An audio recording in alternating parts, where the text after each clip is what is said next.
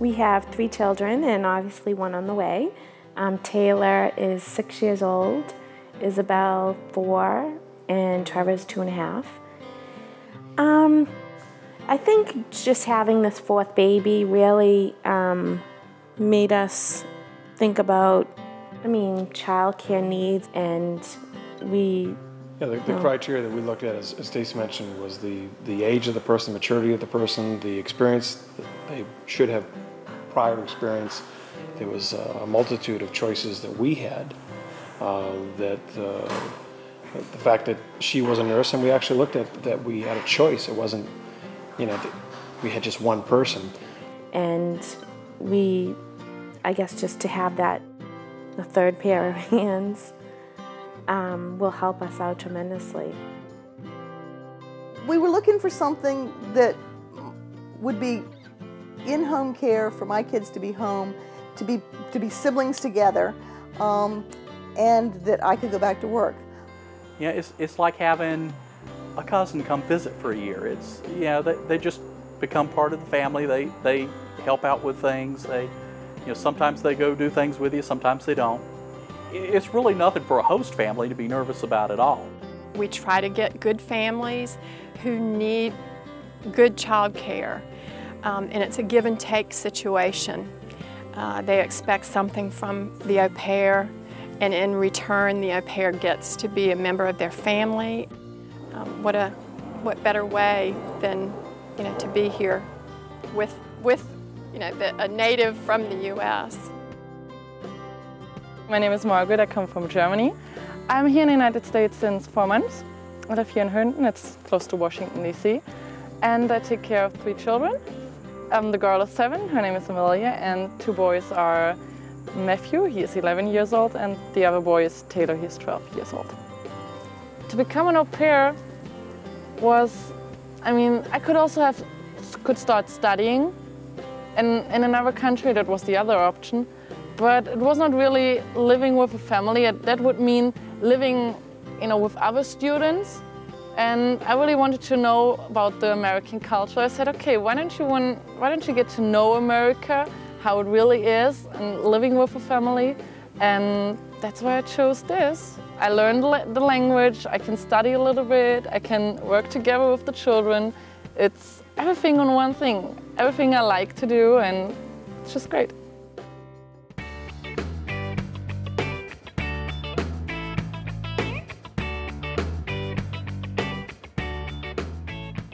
We are the representative of EurAupair in Japan. To become an au pair, there are some requirements. And first of all, au pairs have to have an adequate child care experience, and of course English ability and good personality.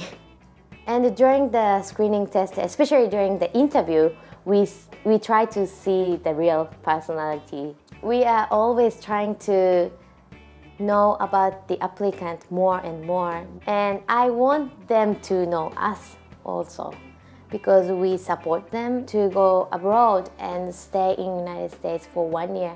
You do this psychometric test, and then we have a structured interview, which is done in English as well. The test coming from America, and the interview and the test together will finally tell you if you can accept them as an applicant in your program or not. It's not only us that test their language abilities.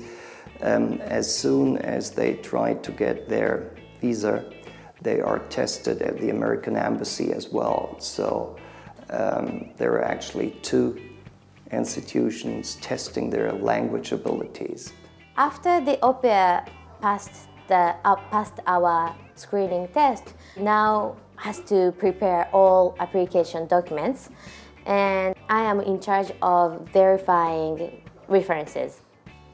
First, I verify and talk to them and ask for any comments.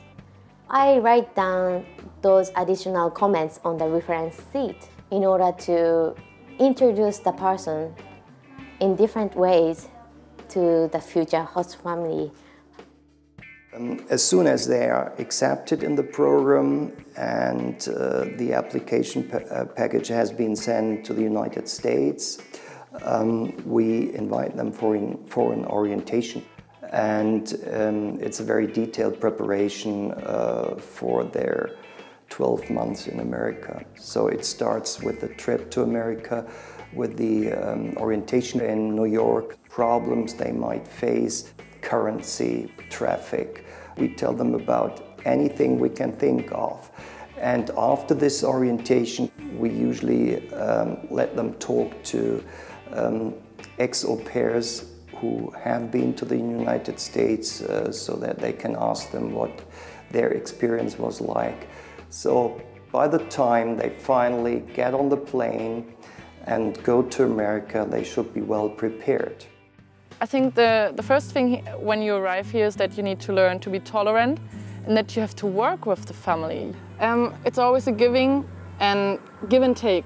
Because sometimes they say, okay, can you work an hour longer? I'm like, okay. And therefore, I have all the weekends off. I can go out and I can get the car. And it's always a give and take. I learned at the beginning that's really not like a schedule, and that you can, that you don't have really a work relationship with your family. You are part of the family.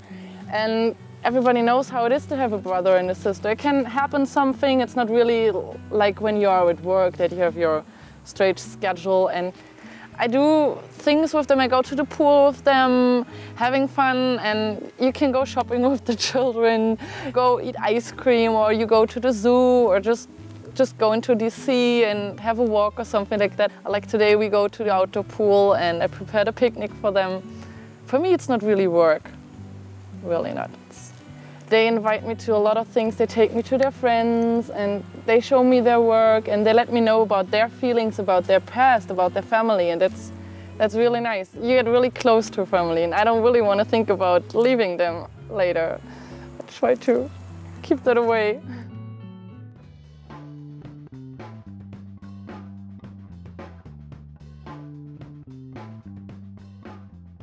It is a program for au pairs who come from different countries to the United States for the first time. And what I do is provide them information on child development, child abuse, safety, and things that they need to be aware of while they're taking care of the children. What their needs are. I go age by age, newborn to 11 years old. We also give them information on childhood illnesses in child safety and first aid. What are some of the signs and symptoms that would tell them that children are getting sick? And then yes, there is an exam on the child development piece that they're required to take.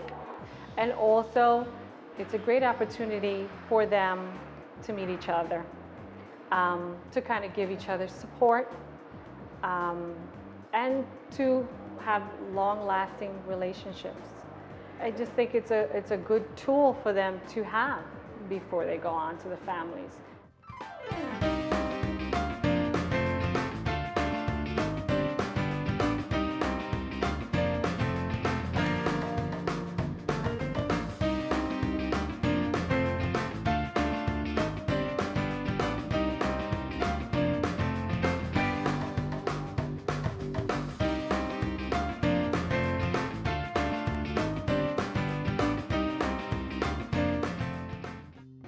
I go through a orientation with the au pair. I also am required to do an orientation with the host family, just to go over some things, the rules and regulations, anything, the au pair might have some questions. Host family definitely has questions. And then from then on, I work on a relationship with the au pairs. I have meetings once a month with them. Give them as much opportunity to meet people, meet other au pairs from other countries. We do the typical bowling, the putt-putt golf. Every summer we have a picnic. We have an annual picnic. December we always have a Christmas party. In Halloween we had, here on this deck, we had pumpkin carving. And I also every once in a while have things at my home so that they can, have a little one-on-one time with me. I also stress to them that we can have this one-on-one time if they ever have problems with their host family. I'm there for them. I will listen, whatever they want to talk about. And many times the au pair has had something that has bothered her, and she hasn't communicated it to the host family. And we as community counselors, we try to suggest, sit down, talk with them on a regular basis. But just to let them know that there is somebody else here besides their host family that cares about them. I'm basically their friend while they're here.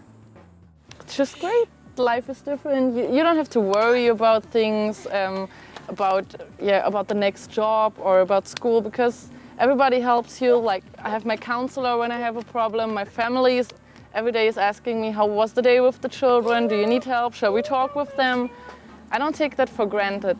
I just love them. They're like my second parents, and my mom is a little bit jealous of that, of course, because I spend more time now with them than with her, but we keep in touch there because we call every week, and I realize that it's getting harder for me to speak German than English, and it's weird.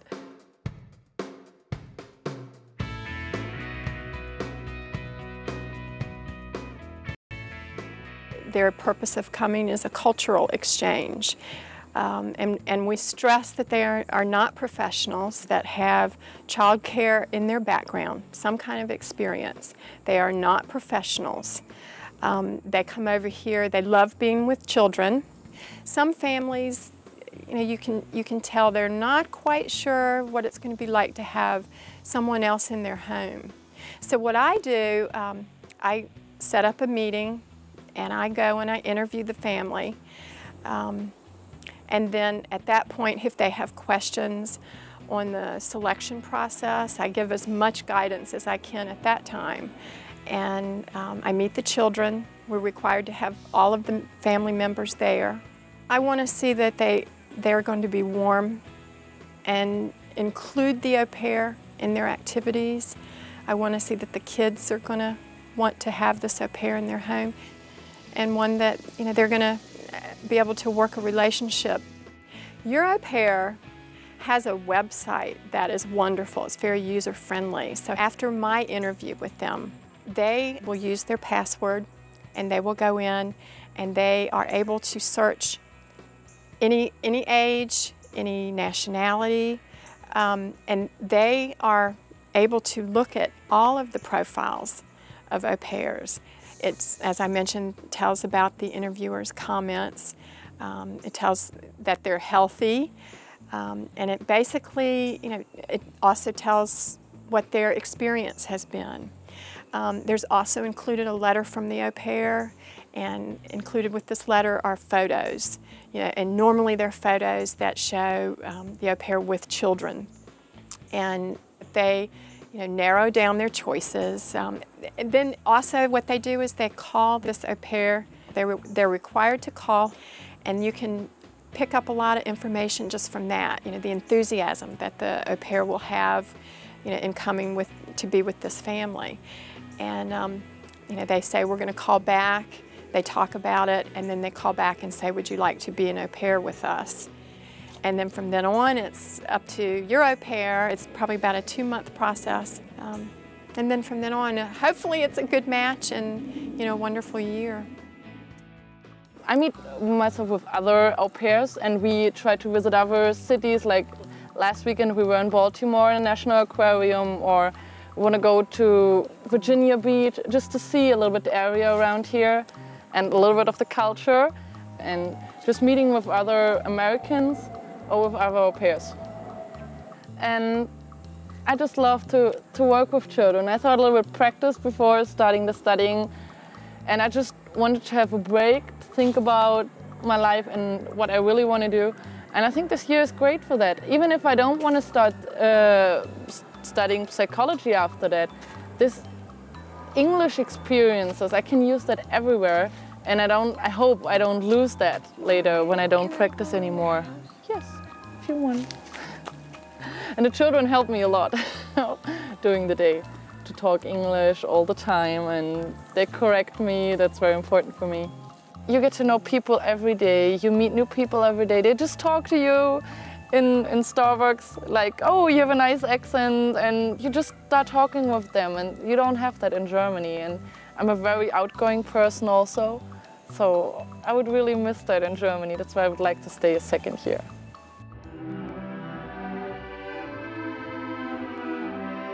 Oh, it's a wonderful solution. We've had a lot of luck. We've had some wonderful AuPairs.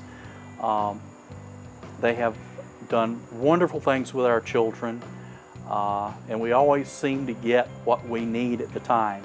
You know, since the children have started in school, we've had some AuPairs that have been absolutely wonderful about getting the kids home, getting them to start their homework, getting it done.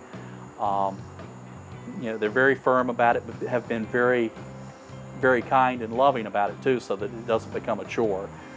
They just seem to find the right knack for moving them in the right direction and getting things done. And yeah, for the AuPairs too, it seems like a nice arrangement because it's a chance for them to, you know, we treat them as grown-ups and we don't try to tell them what to do and what not to do, but it's a chance to be out on their own, but they have the comfort of having a second family there to look out for them. She's a part of our family first, and then she's an AuPair. Right. She should leave here feeling that she's always part of our family after she leaves. Period. That's enough. You know, and I think that in itself, she'll have enveloped and digested everything about us and our country and our culture to have that feeling. And just to experience different places. I mean, we travel a lot within New England and Maine, New Hampshire, and I think that would be great for her. And it's not, you know, the process that we've experienced here is it's not only a help for us, which is big. I think it's just as important. It's helping that AuPair, that person. Right. Well, there's some, you know, requirements that she has to in the English part of it, or some of the exams she wants to study for. But to me, that's a great component. Attaching that requirement for that person when they're coming here, it gives it focus and attention on the right things. So that to me was important. I hope that the relationship doesn't end at the end of a year, you know, and someday maybe we can reciprocate and, you know, go there, so to speak. I think from the children's perspective, she'll always be part of their life, you know, and hopefully the feelings are mutual. Because the separation anxiety is almost there, you feel for the children. I feel it now for them. Yeah. It's just, I think it will be the best year of my life. Until now, it's the best decision I've ever taken. I think it just makes me grow up. I can imagine how my mom felt with me. That's how I feel with them. You learn to be very tolerant, definitely. You learn to be patient with the children a lot. And you learn to be attentive. You learn a lot that you can use later in your work, and just to be part of a new group. Because they are not like your family, you have to realize that. You learn just to fit in that, and that's important. You need that in a job everywhere. When you deal with other people, with foreign people, that's what I learned from that, I think.